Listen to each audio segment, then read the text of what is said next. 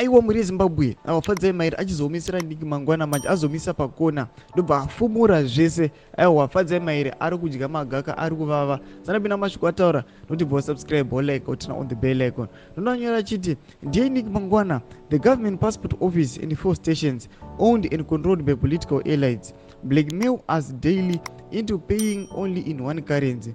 Why is there one law for them and another for everybody else? What criteria is used to decide who has the right to only accept the US dollar? Is it a question of connections? Will you know who you are? Who has the deal? More fundamentally, what is the legal basis for saying the passport office and 4 stations don't have to accept ZIG? Is it your tweets, the governor's radio interview? Is that how a civilized nation is run? Why do all government departments reject the currents that you want to force down everyone's throat? Akusi kujairira vanhu here. It's a mess. We now need new leaders. Ndo mashoko anachokopana Advocate Mahere achiti aiwa uku ndokwatiwa kutotijairira nekuti aiwa mutemo sei uchinzi ukaisiwa unobata vamwe wavabati.